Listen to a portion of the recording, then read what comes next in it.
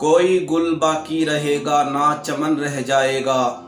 کوئی گل باقی رہے گا نہ چمن رہ جائے گا، بس رسول اللہ کا دین حسن رہ جائے گا۔ میرے پیارے پیارے اسلامی بھائیوں، میرے ناظرین، میرے دوستو، پہلے ایک ہم اس چھوٹی سی کلپ کو دیکھتے ہیں، اس کے بعد انشاءاللہ عز و جل اس پر کچھ گفتگو کرنے کی سعادت حاصل کرتے ہیں۔ آئیے پہلے کلپ دیکھ لیتے ہیں۔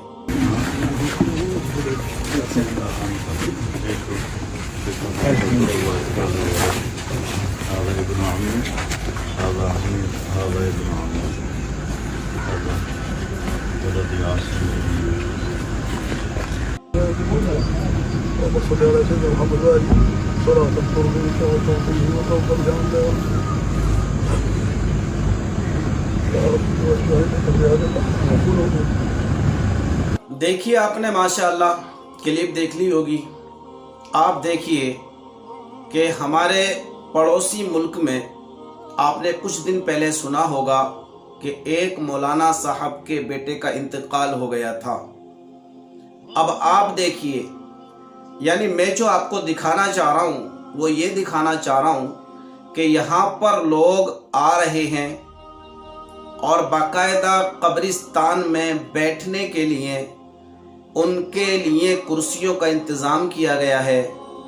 اور ان کے آگے آپ دیکھیے ایک مزار نما قبر ہے جس کو پکا بنایا گیا ہے، اور پھر آپ دیکھیے انہوں نے اپنے ہاتھوں کو بلند کیا ہے۔ شاید مجھے ایسا محسوس ہو رہا ہے کہ یہ اللہ رب العزت کی بارگاہ میں میت مرحوم کے لیے ایصال ثواب یا دعائے مغفرت کر رہے ہیں۔ اور یہ مولانا صاحب جو ہیں جن کے بیٹے کا انتقال ہوا ہے، یہ کوئی معمولی مولانا صاحب نہیں ہیں۔ آئیے میں ان کا تعارف کراتا ہوں دنیاوی اعتبار سے، نام سے نہیں، خالی دنیاوی اعتبار سے۔ یہ وہ مولانا صاحب ہیں جن کی پوری زندگی اس بیان کو کرتے کرتے گزر گئی کہ قبروں پہ پھول ڈالنا ناجائز و حرام ہے، اور ان کے چیلے چپاٹے یعنی اور بھی مفتی صاحب ہیں جو مارکیٹ میں ہیں، وہ بھی اس طرح کے بیان بازی کرتے رہتے ہیں۔ یعنی پوری زندگی آپ نے یہی بیان دیے ہیں کہ بھئی قبر کے اوپر پھول ڈالنا ناجائز و حرام ہے، آگے کہ پکی قبر بنانا یہ بھی ناجائز و حرام ہے، قبروں کے پاس جانا یہ بھی ناجائز و حرام ہے، ان کے لیے دعائے مغفرت کرنا یہ بھی ناجائز و حرام ہے۔ اور میں ان کی کچھ ویڈیو دیکھ چکا ہوں، یعنی ایصال ثواب کے لیے، میت مرحوم کے لیے ایصال ثواب کے لیے قرآن خوانی کرنا یہ بھی ناجائز و حرام ہے۔ یعنی بہت ساری باتیں ہیں۔ اور ہاں ایک چیز تو چھوٹ گئی ہے، یعنی منقبت، نعت شریف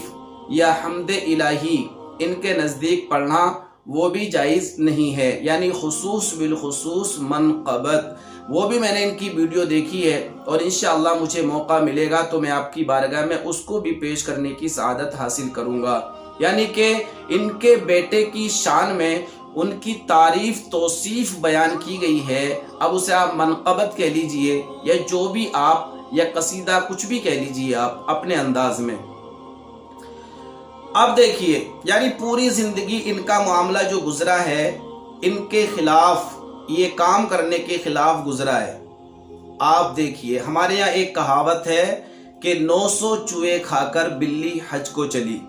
آپ دیکھیے، یہی تو چل رہا ہے مارکیٹ میں، یہی تو ہو رہا ہے مارکیٹ میں۔ یعنی میں جو بیان کر رہا ہوں نا، میں خود اس پر عمل نہیں کر رہا ہوں، میں اپنے معتقدین جو میرے چاہنے والے ہیں، جو میرے فالوورز ہیں، میں ان پر کوشش کر رہا ہوں کہ وہ لوگ اس کام کو کریں۔ میرے میں کیا چل رہا ہے، میری فیملی میں کیا چل رہا ہے، میرے گھر میں کیا چل رہا ہے، وہ اس کی ٹینشن میں نہیں لیتا ہوں، لیکن دوسروں پر میں قانون لاگو کرنے کو ٹارگیٹ بناتا ہوں کہ بھئی دوسروں کے اوپر قانون لاگو ہونے چاہیے۔ اب آپ دیکھیے میرے دوستو، اب آپ دیکھیے، یعنی میرے اندر بہت ساری خامیاں ہوں اور